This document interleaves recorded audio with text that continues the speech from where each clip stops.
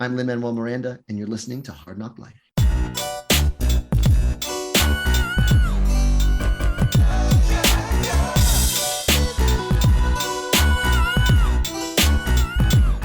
Well, it's the NOC in full color, you see me? The Hard Knock Life. Comics, movies, and TV, yeah. Pop culture with a different Welcome to Hard Knock Life. I am Keith Chow.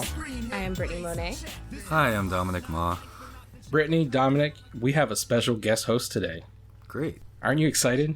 Yes. Totally. We're borrowing him from the For All Nerds podcast. He's coming straight from the 616. It's Wakanda's favorite DJ. Please welcome back to Hard Knock Life, DJ Benhameen. Hey, thank you. Hi there. Yep. Thanks for You're being making here. your rounds on all the podcasts, and I was like, you got to come on ours, man.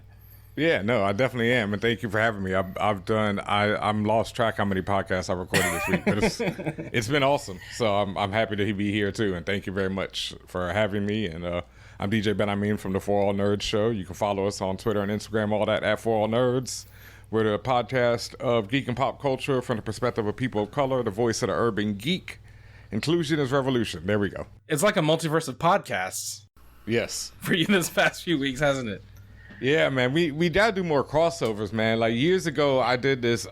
I cannot remember the name, but we had a whole ass name and everything with a bunch of podcasts where it was like we all switched hosts. We were all hosting each other's podcasts and stuff, and we had Marvel Universe trading cards. It was a whole thing. It was great. Ooh. But I yeah, like we that did it idea. once, and then the people involved were like, "Yo, that was a lot of work," and so we never did it again. That's true. That does sound like a Yeah. lot of work. That does sound like It was a lot. Yeah. Well, Yeah. we're just happy to have you here at the Hard Knock Life podcast because there's a lot to talk about this week. First of all, we'll just kick it off with there are many opinions about the most recent and final episode of season 1 of Peacemaker. And you may be from the 616, but we're going to be talking about the DC universe. Hey, we don't hate. What was everyone's opinion of the finale of season 1 of Peacemaker?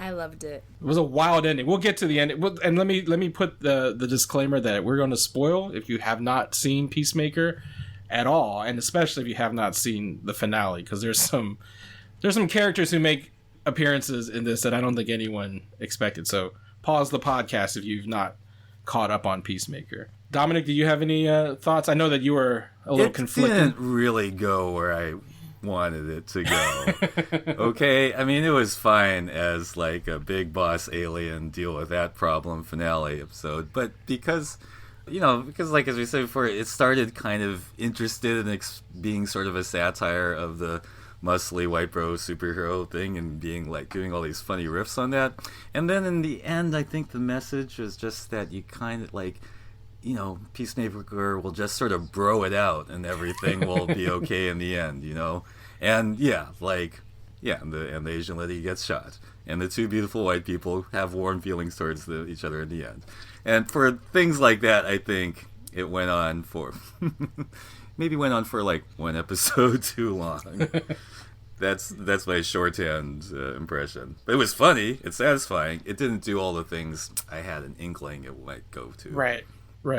Ben, any thoughts on Peacemaker generally, since this is your first time on the show talking about it with us, and then specifically about the finale? Generally, I liked it. I agree with what you just said because it was cool. Like, people are like, "Oh my God, Peacemaker," and I'm like, it's a good show. It's a really solid show. It's a good James Gunn production. I don't know if he really wrote every episode. I've heard he did, but that's wild to me if he did. But still very impressive. I would say it might have gone on a little too long, and I would have more liked to see the show where Peacemaker teams up with the aliens in the end. It would have just been more interesting for me just to see something other than, oh well, F it, and then I did like the fact that he had the guilt of not knowing what he did was right. Mm-hmm. And then even the very ending where he's still feeding Goth, was it? Yeah. Goth, yeah. I don't know much food he has left, so I don't know how long, and he like pours it out. Yeah, and I liked his dead dad sitting there laughing at the screen as he, as it pulled out. But I mean, they shot up my favorite character. I was kind of upset that Hardcore got, capped up like that and is struggling to walk now. Yeah, I actually thought she died when he was carrying her off, so I was surprised that, she didn't die. Well, Brittany, let's go back to you. You said you really loved it. So what was it specifically about the finale you loved? I just like that we finally got him saying that Leota's his best friend. I was like, that's what I was like. That paid it all off for me because I really liked where they were developing their friendship, and then for him to say like, next to Eagly, you're my best friend, and I was just like, yes, this is what I wanted. So I don't know. I just enjoyed their friendship. Yeah, no, I actually think Adebayo's kind of like hero moment at the end was definitely a highlight because Danielle Brooks honestly was my favorite aspect. Well, next to Vigilante. Vigilante I really like. Yeah. I love Vigilante. Vigilante was a DC character that I never gave shit about, and what James Gunn is good at is making you give a shit about the characters that you don't normally give a shit about. And Vigilante was definitely one of them. But I love Danielle Brooks. I think she deserves all the flowers for this season.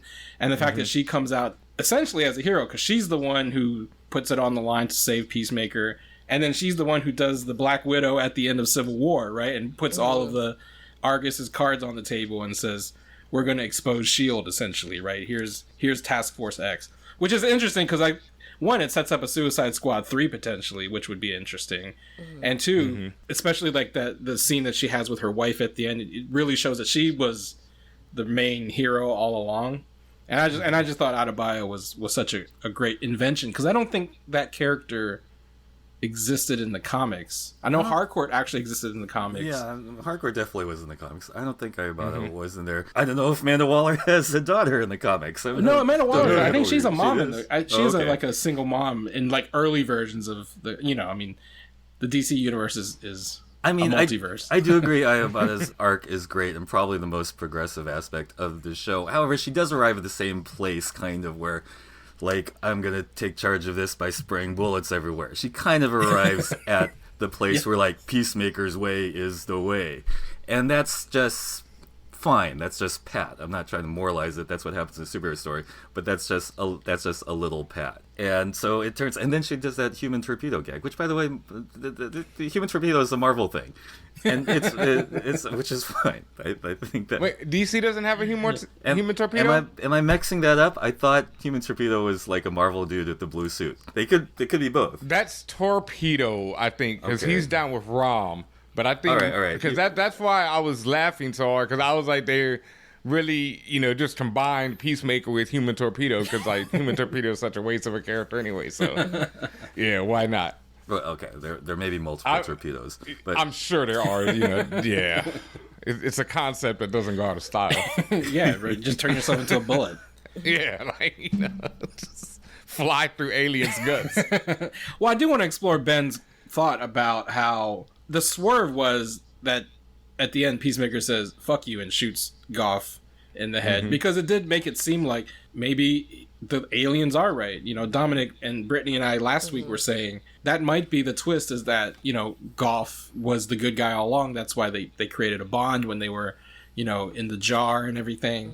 For all intents and purposes, it sounds like the butterflies are right. Like humans kind of suck and we're going to destroy our planet. And even Adebayo and Peacemaker at the end were like, did we make the wrong choice to save our friends over, the many outweigh the few, and they chose the few over the many. And we'll see how that plays out in season 2, because we're definitely getting a season 2. But what would it have said had Peacemaker joined the aliens and, season 2 was all about the butterflies taking over the Justice League or whatever? I mean, I think they could have brought in others, people other than the Justice League to fight, the aliens. But I do think that it would have just been interesting.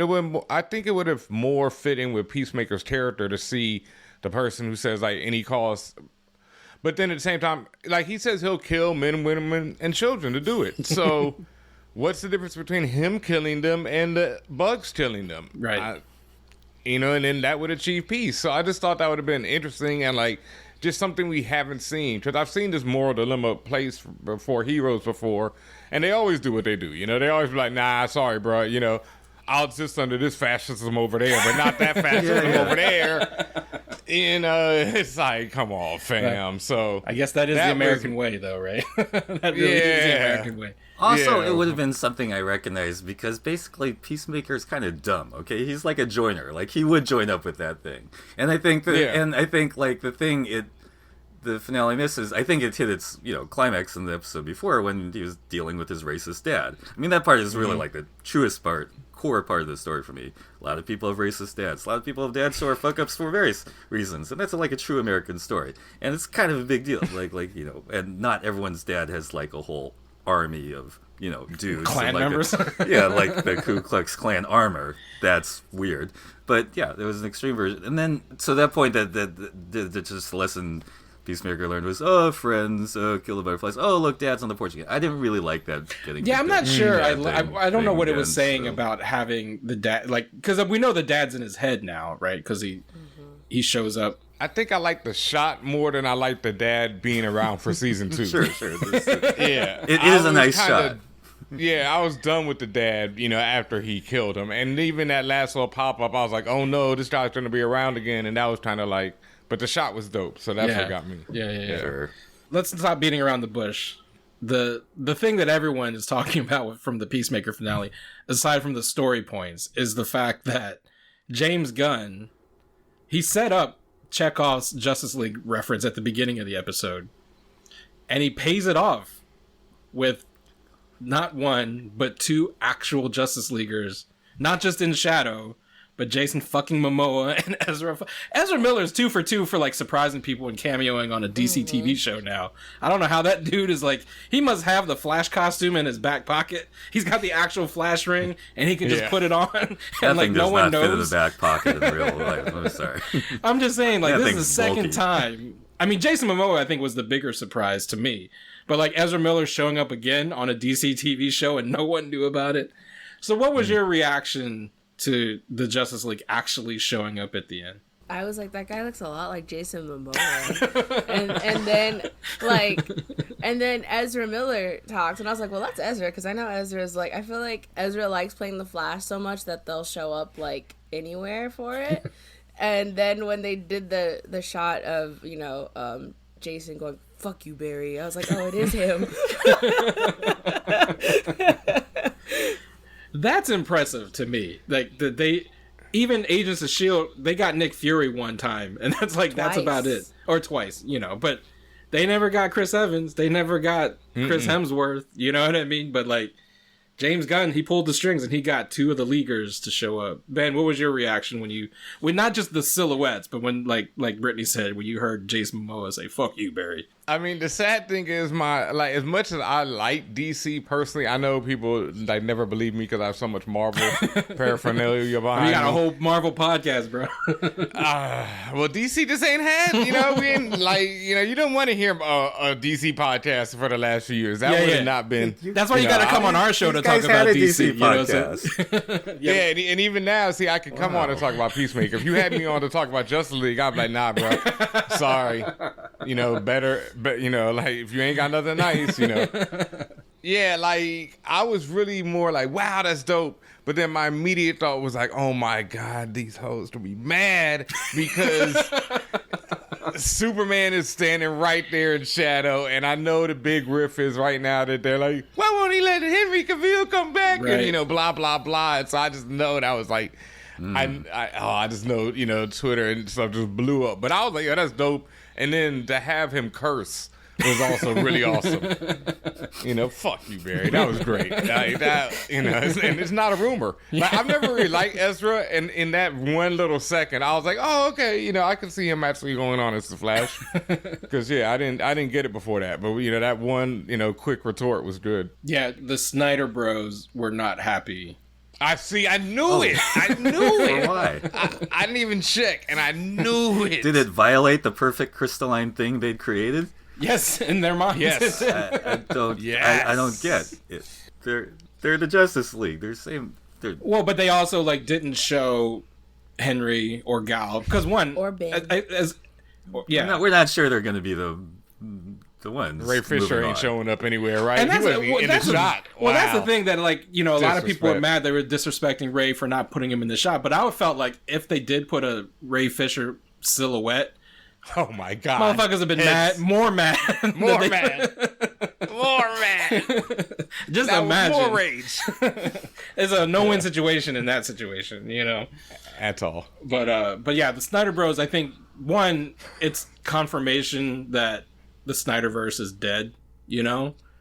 But at the same time, I'm like, they're acknowledging that this is the DCEU. Like, that's been the question all along, right? Because they're making references to Batmite and all this stuff that's definitely not in the Snyderverse. Yeah. But to have, like, the Snyder versions of the characters show up at the end, I don't know. I loved it. I just think it's a great nod to...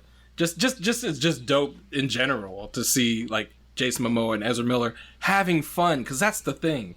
Mm-hmm. Like, you know why they killed the Snyderverse? Because motherfuckers wasn't having fun doing that shit.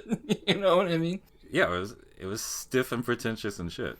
Yeah. Oh, well, I heard they had fun because I heard they like, everyone they like likes Zack Snyder. Snyder Yeah. personally. That's the thing. He seems like a nice guy, but it's like his movies aren't fun. Yeah. Right. Right. Yeah. And then the Justice League, like, brouhaha is no one had fun with that. I did really like the aspect of Peacemaker that he was just like a guy on the ground who had seen every superhero and had some shit to talk about them, and a little like funny story, like that brings you closer to like real world. Oh, what if you were like all these people were flying Y'all around? saw Stephen Amell's tweet? What did Stephen Amell say? Okay, because if y'all know who Andy Babak is, he had tweeted Stephen Amell asking if he saw Peacemaker in their first reference of Green Arrow, and Green Arrow's a brony. Oh, they went on yes, about Green and Arrow. Steve Amell quote tweeted it saying that, "Oh, I've been too busy showing Cena what actual wrestling looks like on TV." So that's what Amell had to say to that. Harsh. I mean, like, Green Arrow. I have my feelings about Stephen Amell and Green Arrow, but yeah, the wrestling tie-in would have been great to have Stephen Amell show up against John Cena. That should be WrestleMania, whatever the next WrestleMania is. We should have Cena versus Amell. Has Amell been wrestling? He's also on a TV show where he's playing a wrestler. Right, he's got like a Stars TV show, but then he's like a huge wrestling fan. He's like showed up at the WWE and like went up against folks. That's what I thought. Like when you say his name, I feel like I've seen his face in the ring. At some point. Yeah. So that's Peacemaker. I mean, for a first season, I think it was pretty successful, and so successful that they've brought James Gunn and company back to do a season 2.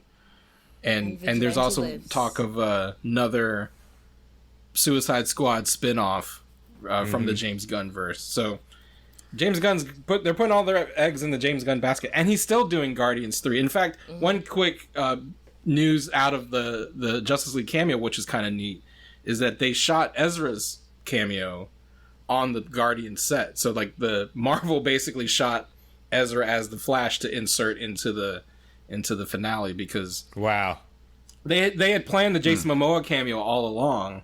James said he approached him when he knew they were going to make a lot of like fish fucking jokes, and they wanted to just run it by Jason to see if he's cool with Clear it. it with his people. Yeah, and Jason was like, yeah, it's fine, and that's how they worked his cameo out. And then like before they shot the finale, Ezra reached out to James Gunn's people, because he's a huge fan of James Gunn's apparently, and was like, hey, I'll do anything you want me to do too. So they brought Ezra onto the Atlanta set of Guardians and was like, got him in the costume and just shot his reaction for Peacemaker. And again, this is just the second time, right? Because Ezra showed up with Grant Gustin a couple years ago. So like, anytime you need Ezra as the Flash, that dude will be there. So Well, he's the not Flash. doing too much else. No. Yeah, and he's not as famous as the other ones. Let's just say it. So like, he just can hustle for his cameos. Yeah.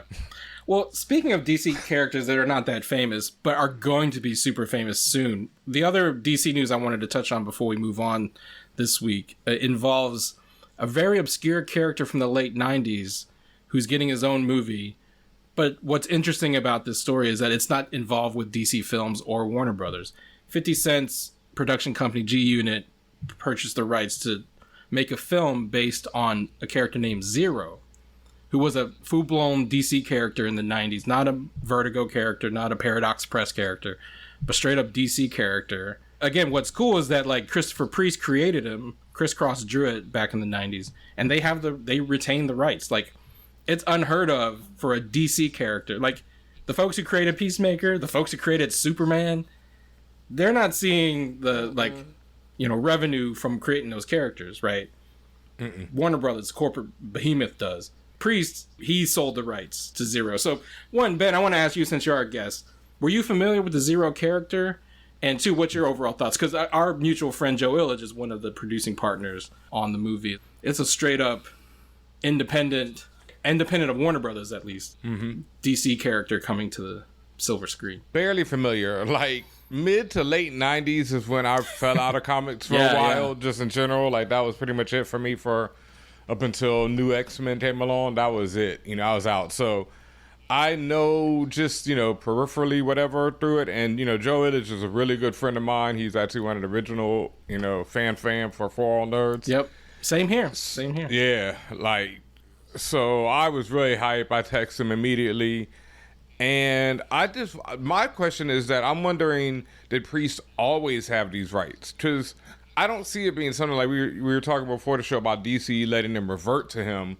So I'm wondering, is this something where he worked into his deal from when he had it? Because Priest is a wild boy. Like, you know, to say the least, that man does not play around. Yeah. So Right. I could see him making that deal. What I had read that the rights reverted in 16, so he's had the Wow. rights for a couple years. So, but what I think is wild about this whole thing is that, you know, we were talking before we started recording, is that like these corporate comic book companies, they're like mining their, you know, we were just talking about like a character like Peacemaker, the Guardians of the Galaxy. These are like Z-list characters no one's ever heard of that they're turning into billion-dollar franchises, right? Mm-hmm. And what does it say about DC that they had this character, right, in the Z-list? Because like the Zero run in the 90s was not very long. It was like 7 issues maybe.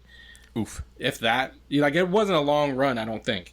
And he didn't make a dent. He's not like a, you know, he's never come back in any of the, you know, multiple crises that have happened in DC since the 90s.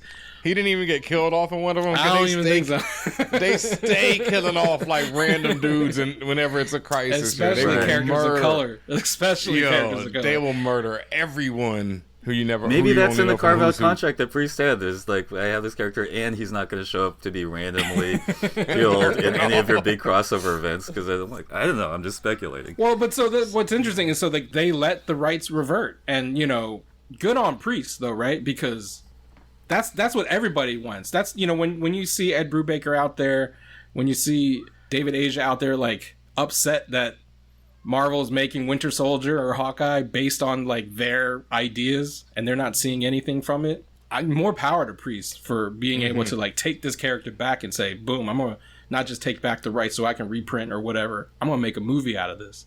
And we've seen like you don't need to be an A-list superhero anymore to get $1 billion franchise off the ground. So I'm real excited for where they're going to go. Yeah, I was under the impression that even all, like, any character created, like, all those, like, when Rob Liefeld created, like, you know, 6 different stupid mutants for the X-Force to fight, like, those were all just Marvel-owned things forever. I thought that was how it worked. Yeah. So, but I mean, but again, as you say, it's entirely possible there's a different deal going on here because Christopher Priest is kind of a special case in terms of bring up real world issues. Well, he had the related to foresight to somehow get those rights back for a character that he created for, you know, because the dirty little secret about the big two especially is that like all work for them is work for hire, right? Like was what I thought the general rule was. Yeah, and that's why a lot of people say like if you got a dope idea for a superhero, don't take it to DC and Marvel because it's not going to be yours anymore. You know? No. There's a reason Invincible was published at Image and not at DC or Marvel, you know? He also couldn't get it published anywhere else too. Right. That's the other thing. And it, like, Invincible was about to be canceled in the first 6 issues, but you know, Walking Dead caught fire, and then Kirkman started became moving. Midas rich. after that. Exactly. So It's insanely Is wealthy. no one going to make the joke about 50 cent depreciating in value by 50 cents and doing 0? We already used up all the 50-cent jokes on the Super Bowl. I mean, people made all the like Honestly, $1.50 jokes during the Super Bowl. So. I watch the Power shows, so I think that, you know, I feel like it's in good hands, and I know 50's been wanting to do a superhero character because he tried to come up with which unfortunately thought was an original idea, but ended up being Luke Cage. So so he couldn't do that idea because it was literally like just almost like Luke Cage's original idea he thought he came up with. And so yeah, I know he's been wanting to like get in the superhero game for a minute, so I feel like it's gonna go well. I don't know, especially if you like Power. So Yeah. Look, I'm an addict. I watch every episode. I'm halfway through the new episode of Tommy right now. I haven't started Tommy's stuff. Oh, it's a hot mess. I love Tommy. Maybe more of a hot mess than anything else that they put out, and I love it. Like, you know, but like as a creative and a black person, I'm like so impressed by 50 because that man has like 8-9 series in development right now, all over the map. Like, he is running Hollywood. Like, I am, so impressed. And I didn't know he did a Luke Cage series. So that's funny. I have a Ghostface Killer graphic novel that he wrote that is straight up Luke Cage. Well, because his idea was a bulletproof black man. That was like what 50 wanted to do, and he didn't realize. Not that he didn't realize, but I think it was too close. Black man who was wrongfully accused of something, and he went to jail, and that was his premise of a show he wanted to do. But then he couldn't because they were like, "That's Luke Cage." That's so funny because I have a Ghostface Killer graphic novel right behind me that is Luke Cage. It is written by Ghostface Killer. It's about somebody else, but it's straight up Luke Cage again. Just need a writer to tweak it a little bit. Jeez. Yeah. That's well, my I mean, but it also suggestion. shows the everlasting kind of like concept of Luke Cage, right? There's a reason Luke Cage has lasted for generations because it does touch on a nerve. But one thing I will say about Zero and 50's media empire, because people like, especially young people, when they watch a Super Bowl, they're like, "Who's that man hanging upside down?" You know what I'm saying? Oh my God. But just imagine, like, this all started because he invested in vitamin water. You remember how people used to clown, like, what's a rapper doing, like, investing in, like, fake Gatorade? You know what I'm saying? But, like, he had the force, like, Dre, all of them, they had the foresight to going from music to mogul, right? Like, that was, and we're seeing the fruits of all that now. Like, the fact that, like, 50's whole Fruits. Vitamin water. that was a subtle. Hey, there's some flavors that are really good. Okay. I like They're vitamin not water. so good. Okay. I like Kill vitamin vitamin water. I just remember people used to clown 50 all the time about the vitamin water stuff, and like he turned that into this media empire that he's running right now. So I didn't because I was already drinking it, so I knew it. Like, I'm like, shit, this shit good. So this is a smart investment right here. it is better than Gatorade. That's for sure. I hate Gatorade, but I will drink some vitamin water. So that's Zero. I'm excited for it. My question is, do you think, like, if it gets off the ground, because right now it's all in development, it's just announced, do you think, like, Warner Brothers will come around saying, like, hey, let's sign a deal, we'll distribute it? And if so, do you think that's a deal you would take? If you were 50, if you were Priest, if you were Illage, and Warner Brothers comes knocking and says, we'll distribute it for you, would you take that deal? If you let me put Superman in this joint, like something like that, yeah. That's it has to be something like that. Yeah. I like that. It has to be like that Marvel deal, like, we get each other's characters, etc. Otherwise, nah. Yeah, right. Because we're not trying to, like, hand over back to you what you cast aside. What you played yourself, yeah. So, speaking of Priest, I think not a lot of people know about Zero, but they do know Priest run on Black Panther, and I just thought that's a perfect segue because we are in the middle of the 4-year anniversary of Black Panther, and it's wild to think it's been 4 years, but a whole lot of shit has happened in the last 4 years, and to think about the world that we lived in when Black Panther came out versus where we are right now. So I just wanted to take some time for y'all to reflect on what does it feel like knowing that 4 years ago today we were all at the theater, Wakanda Forever and everything. Chadwick Boseman was among us, and here we are 4 years later. Like, we don't know what the movie's going to be, the sequel. Like, Chadwick is gone, but that movie still remains. So, like, just reflect on the 4-year anniversary of Black Panther. And I'll turn it over to our guest to talk about your thoughts on Black Panther's 4-year anniversary. Oh, man. It's a lot, because, like, some of y'all know I knew Chadwick, from my time at Howard, and I'd seen him at one of the last couple times I saw him was at the Black Panther press thing out in L.A., and I was standing there talking to him, and he's standing there right next to Kevin, and it's just so, and that's like, the loss of Chadwick is what hurts me the most, and also what we've seen since then where people are so divided over what's trying to happen with Black Panther 2, and that's sad to me because the unity that it was like I was at one of the screenings in LA. I wasn't at the Star-Studded joint, but I was at another screening in LA, and that joint was just like such an event, even though it was just like a lot of journalists and people like that up in there, but it was just such an ill feeling being in that theater, one, because we all walked in, no one, as far as anyone I knew, had seen it at all. So we're all just sitting there, and we knew the big screening was happening that same night. So we're sitting there and before him, we're like, yo, just please, God, just please let this be good. You know, that was just our one thought. Because, you know, so all these black people were like, yo, what if it's bad, dog? What are we going to walk out of here and say? You know, ain't no way I'm going to get on 4 on Nerds and be like, oh, the movie was whack. You know, I don't care how whack it was. Ain't no way. So it was just that anticipation. And then, you know, when it ends and we're all standing up and applauding, and me and my man Mellow Market over there, and we just walk out and we are just like, oh, you know, and it was just this feeling like the world had shifted. And so that is what I'll always remember about Black Panther and just, you know, how it made me feel. And to this day, how it still makes me feel. So, yeah. Yeah. No, I mean, it feels like yesterday. At the same time, it feels like a generation ago. You know, that's the wild thing about the last few years, too, is that we joke about it all the time. Each year since 2020 feels like 5. But it does really, you know, put in perspective how much it meant in 2018, but also how much it's different in 2022 right now. Just from in terms of just like, one, I mean, there's all like the turmoil behind what's happening with the second movie. Like, you know, is Letitia getting vaccine or not? I don't know, you know, like, but it's also like, how are they going to replace Chadwick? They've talked about never recasting, but now there's a multiverse of madness. That doesn't mean you can't have another T'Challa, right? So, like, I think we still have uncertainty about a Black Panther film franchise, even though 4 years ago it felt like we have this thing, like you said, we don't know what it's going to be like. It came out and it was, like, the best shit ever. And here we are again 4 years later. It's the same feeling. What are we going to get when this movie comes out? I really, really loved that movie a lot, like everyone did. And I think, like, we all thought, like, you know, Chadwick would be around for much longer, so it's really, I don't know, and his death still really makes me emotional, even though I never knew him personally. I think that's just of how great of an actor and person he was, or exuded that energy that you just felt like, you know, connected to him.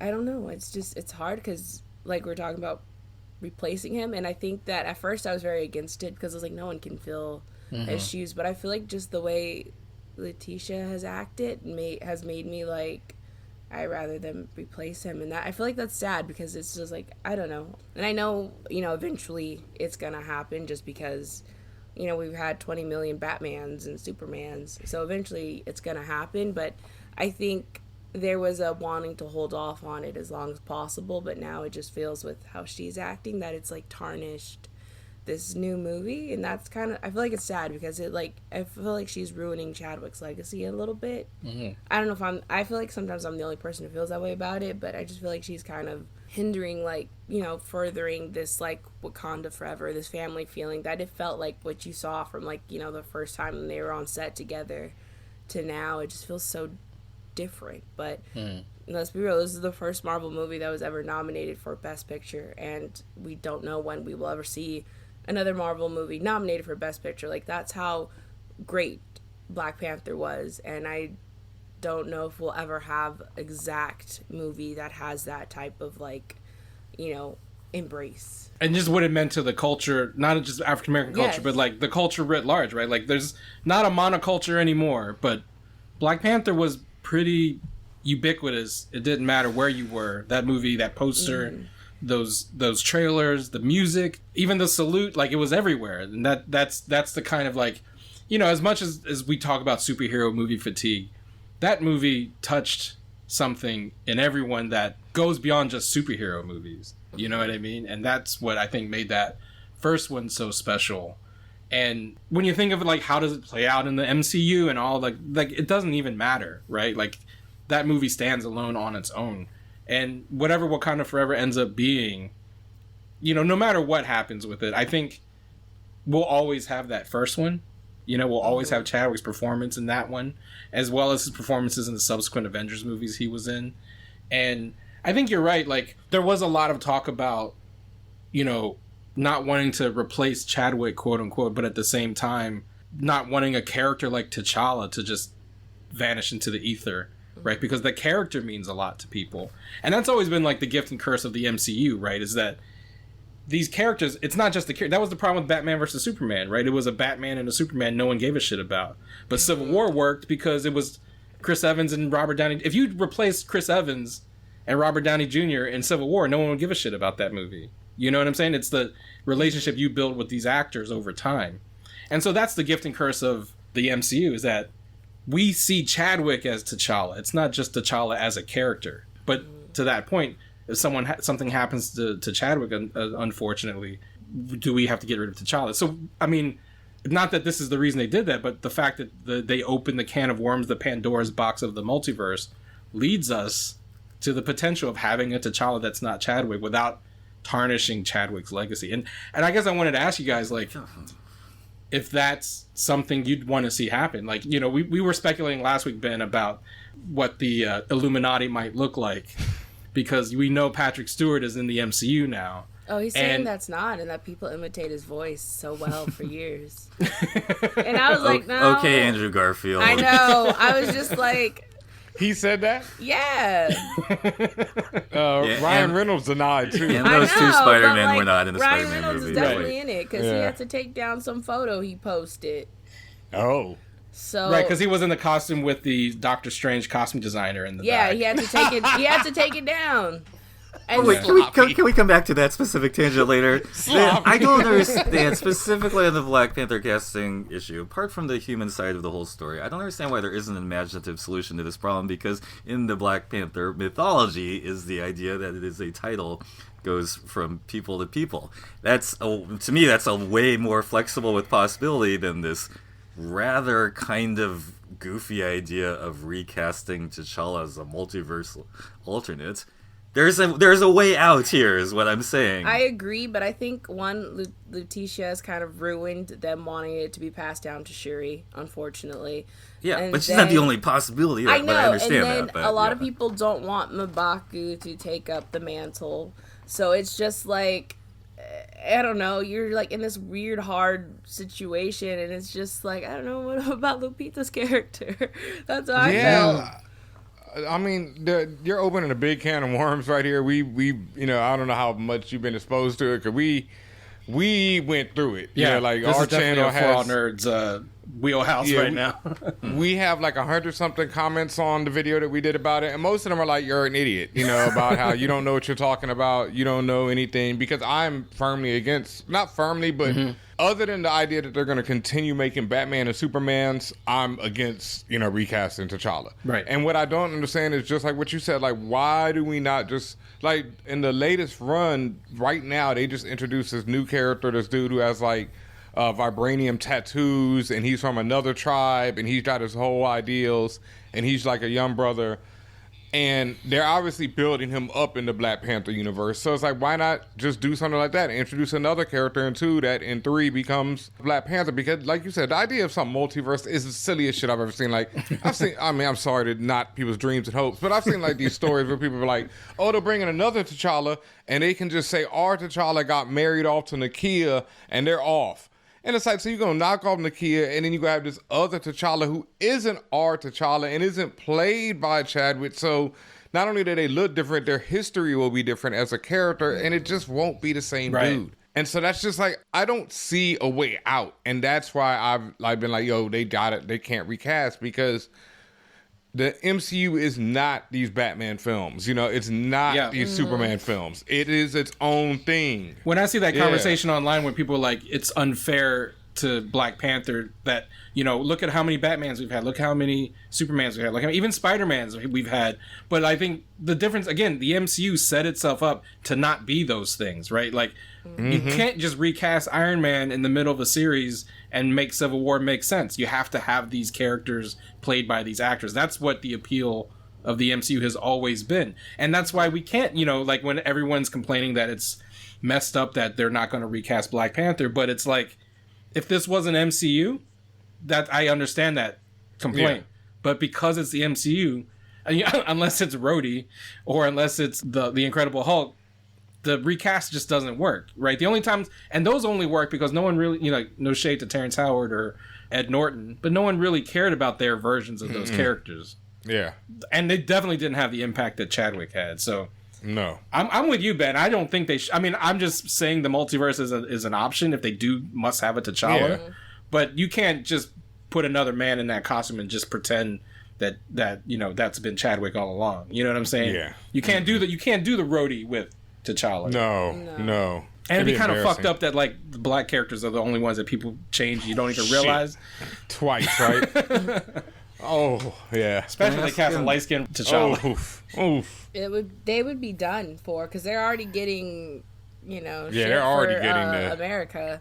Mm-hmm. Which, I hope people realize that you can't blame a child for being put in a role when adults have more. I feel like people are going after her more than the actress casting. who's playing. Mm-hmm. Yeah, more than the casting directors, because I don't know, Yeah. if you're a young actress who is virtually unknown or very little known, of course, if you get handed a Marvel superhero, you're gonna take it. Yeah.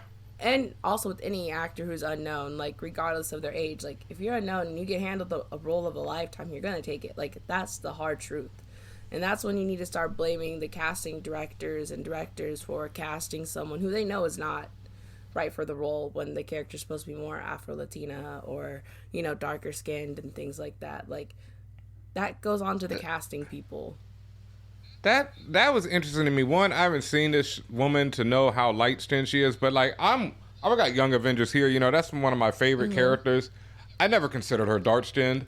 I also never considered her to be Afro-Latina because she, her original origin was that she was the daughter of two interdimensional women. It's so bugged to me. I get it, but it just it goes back to me the greatest thing ever said during our Black Panther recast conversation was by Lock It Down, Regine Sawyer, when she said, we need more black superheroes. There wouldn't be this argument if there was already an Afro-Latina, superhero out there. But because there are none, we're having this no, this one has to be perfect.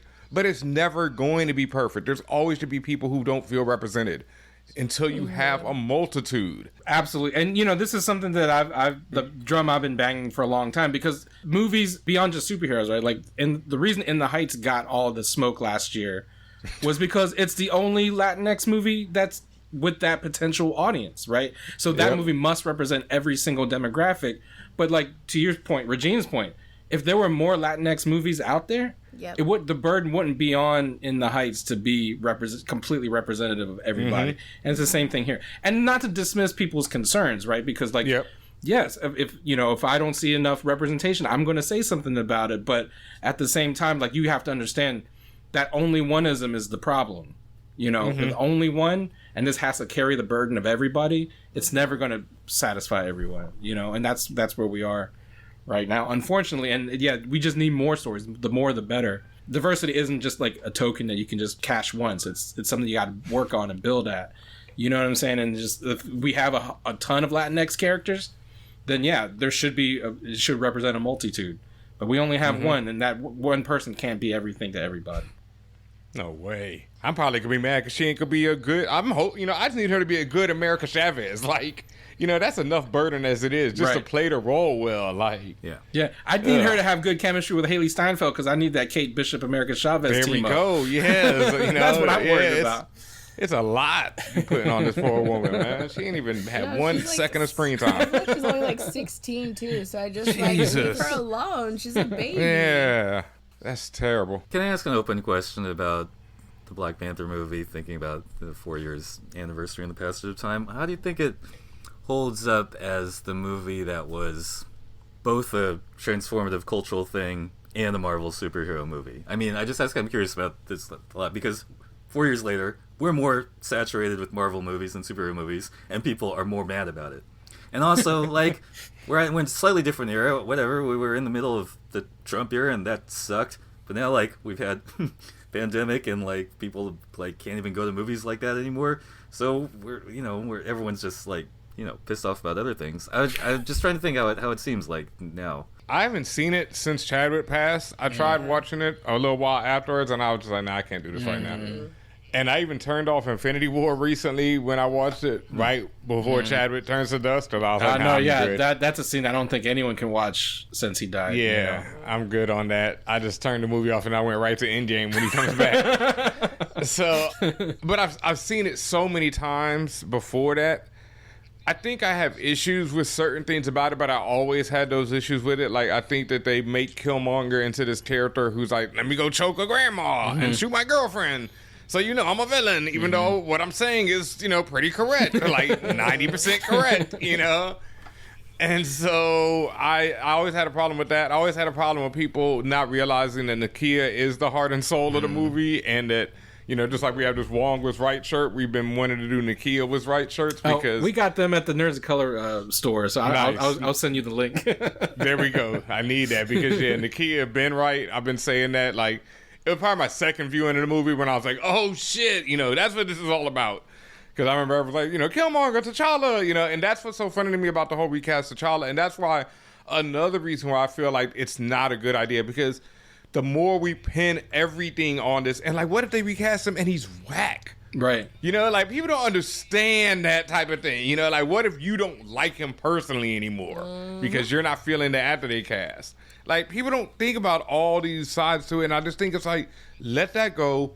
Expand the universe. Let me get some Blue Marvel. Like, I have a whole rack of Marvel Legends Black and indigenous, Asian characters behind me. There are so many that they need to explore beyond just T'Challa. That's my thing. But I still think the movie overall holds up, even being that it's kind of, a typical Marvel movie in certain ways. But the music, the scenery, the acting, Nakia and Okoye's conversation is something that I just hold to my heart, to this day. Like, so I think it still holds up. Yeah, absolutely. You're right, because like every other Marvel movie, it's got like a wonky third act that's too reliant on CGI, right? But that's like literally every Marvel movie. Yeah. But no, I think you're right. Like, it's a benchmark of a bygone era, which is crazy to think it's only been 4 years. But you're right. Like, the pandemic sets this kind of line of, it's like Infinity War, right? It's like the snap. It's this line of demarcation between the before and the now, right? We're now literally in the 5 years later part of Endgame, where this how does the world come back from such a loss? And it does have a different context. I think Ben's right. Like, it's always going to be that indelible moment in 2018, 2019, right? Like, from the moment it came out to the Oscars the next year, like that whole year, I think is a special thing. But yeah, like that's never going to change. But the context in the real world has changed, and I think, and I'm real curious about Wakanda Forever, because I don't know, I empathize so much with what Ryan's got to do, right? Because Jesus, I can't imagine like and if anyone can do it, it's going to be him. But like, just like the stuff he's got to deal with to make that movie, worthy. It's a lot of pressure, right? It's got to be worthy of the first one, but it's also got to move the story forward. But it's got to be respectful of Chadwick. Like, I can't even picture what that movie's going to be. Having to deal with Letitia's obviously just sounds now like a nightmare. I think it frustrates me too, because like, if the pandemic still happened and Chadwick was still alive and able to be on Black Panther 2, like, everybody would have to most absolutely be vaccinated if he still was dealing with, because he would be an auto compromised person. So it's just like,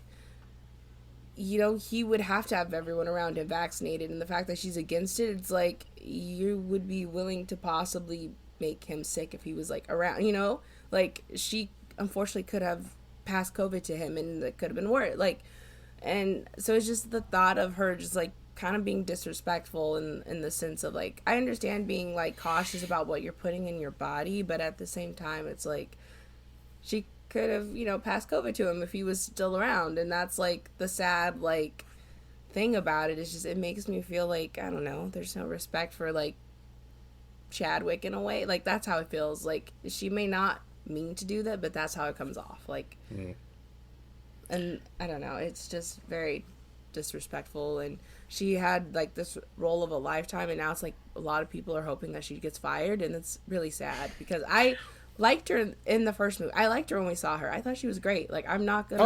everybody loves her. I'm just glad, honestly, this is no shade of Letitia. I'm just glad that they announced an Ironheart show, and we can put to rest the Shuri is Ironheart bullshit. Because look, to your point, Ben, it's like, why can't we have multiple characters that are African American? We got to make like the one black girl who's a superhero into the other black girl that's a superhero. Like, Ironheart's her own character. Riri's her own character. She don't need to be Shuri. So not at all. All those. Like, I'm just glad that that's put to rest. There's no more like maybe Shuri is Riri and all that stuff. So oh god. Anyway, that's it. We'll put an end there. Let's just get to what's nerd popping. Let's start with our special guest. What's nerd popping for you, Ben? Oh, geez, man. Thanks for putting me on the spot. That's what we do here. The only thing I can say, because Peacemaker just ended, you know, I'm a nerd for power, but, you know, I can't throw that out there. Hey, you can if that's what you're watching this week. I got this book, Guardians of the Homie, that it's by a brother, Turnage and Rojo. They actually sent it to me. I don't know their first names. I just got it in the mail today. Nice. So that's what I'm excited about. And in stuff that everyone can read, X Deaths of Wolverine #3, isn't it? Comes out this week. The 2-part series, that's the X Lives of Wolverine and X Deaths of Wolverine by Benjamin Percy. I'm loving. It started off kind of aight, but then when I realized that the X Deaths was about Moira and being on the run from Mystique, I was all in. I think the House of X, Powers of X stuff is just like the best thing that I've read in comic books in so long. And so everything they've been doing with it since then, I'm still hyped for. So that's what I'm nerding out this week. Yeah. Dominic, what's nerd popping? I was hoping like next week we'll talk about our Batman anticipation stuff. So in anticipation of that, I put all the Batman movie theme music in the little playlist, and I really like the new Batman theme by Michael Giacchino. I think they did a good job. But the point is, I got to revisit Bat Dance. I was like, that was great. I just forgot about that one. But you know, I mean, I get in trouble. I get in trouble saying that like Batman is one of my favorite Prince albums. It's a good album. I mean, right? Like, thank you. Electric Chair. I'm a Prince head, and it's a good album. Electric Chair is a really deep superhero song. It should be on every superhero. Yes, Electric Chair. That's about some. It's such a classic album. Anyway. It's a classic album.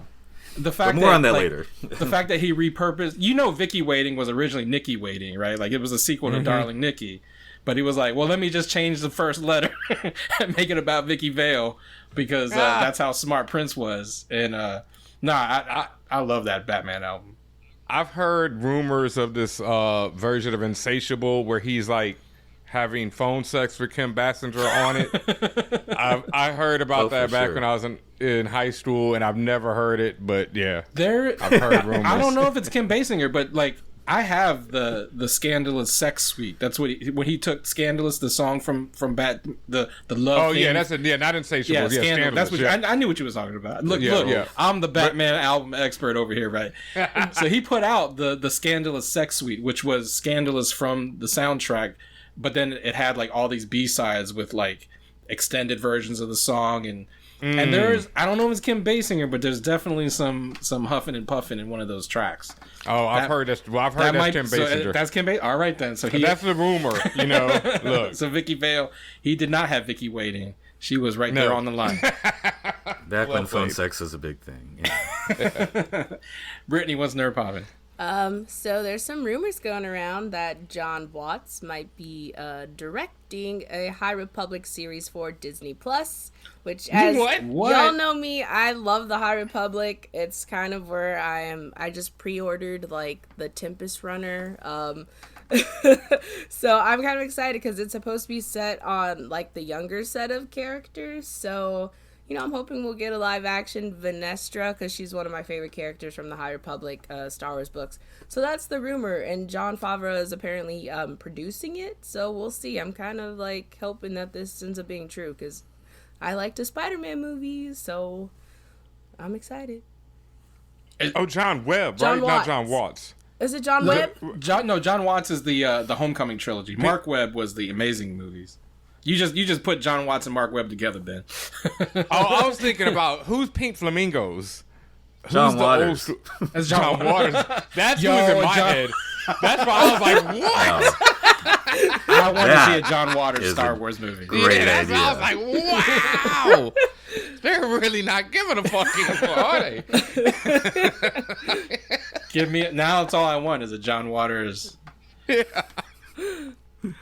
That's all. I was like, Oh wow. man. All right. That's awesome. For me, this weekend I believe would have been Toy Fair, but because of the pandemic, they canceled Toy Fair. And but they've been a bunch of toy companies have been doing the reveals all week. And Oh yeah. Mezco, which is they do a line of cloth covered 1/12 action figures called the 112 Collective. They revealed 2 figures this week. Well, full disclosure, when Mezco reveals a figure, it usually takes like 10 years for that figure to come out. But they revealed a Snake Eyes and a Robert Pattinson Batman this week. So I'm psyched for both. I'm going to drop some pre-orders real quick once they're up for pre-order. Because you know me, I love... In fact, Ben, I didn't even realize you had a Marvel Legends collection. You need to come on my other podcast where we can chop it up about action figures. Oh, let's do it. I do a show called Shelf Conscious where I just talk to folks about... I mean, you can see behind me. Oh yeah. I love talking toys. The other thing that's, you know, we're talking about anniversaries. We might as well get this out the way since it's the 10-year anniversary of Linsanity. It's All-Star Weekend, and I just wanted to put out there. It is. It's been 10 years since Linsanity, and you know I had to mention it because, like, the Knicks ain't never been the same since. I seen somebody like compare something to like they were like the Linsanity of something, you know, and it was like I don't know if you're a Knicks fan, Ben, but no, hell no, I hate the Knicks. Sorry, I'm from Houston. Yeah. Bust y'all down. I'll always I hate the Knicks with a passion. look, me too. I hate them. But that's Yeah. the worst part of Linsanity is it made me buy a fucking Knicks jersey for a week in Oh. February, and I'm a Bulls fan. Wow. So look, Ooh. I'm a Bulls fan wearing a Knicks jersey for a week in February. Yeah. You know, I was happy when Linsanity was over because I could get rid of that shit. He was a Laker too, right? He was For a second? Rocket. The problem with Yeah, Linsanity is my man played for like Everyone. 10 teams. He won a championship with Canada. Yeah, Wow. he did as a like a 12th man, but. And Why have the Knicks not? been in the playoffs in those 10 years? I don't even know. They've No. been in the playoffs? No. Maybe. No. I feel like they were like one first round, maybe. But- Last year they were in the playoffs for first round knockout. They were in the playoffs? Yep. Oh, they were in the play-in. They were in the play-in. They weren't in the playoffs, Yeah, right? But so that's No. what being Knicks fans like anyway. yeah, fuck the Knicks. I don't give a shit about the Knicks. But Linsanity was great. It was nice to see an Asian dude like killing it in the NBA for a week. But World champion Toronto Raptors. now he's a Jeremy world Lin. champion thanks to Kawhi Leonard. That's how I think of him. But you know, I couldn't let All-Star Weekend go by without mentioning the 10-year anniversary of Linsanity. So anyway, that's Hard Knock Life. Dominic, how can people find you on the internet?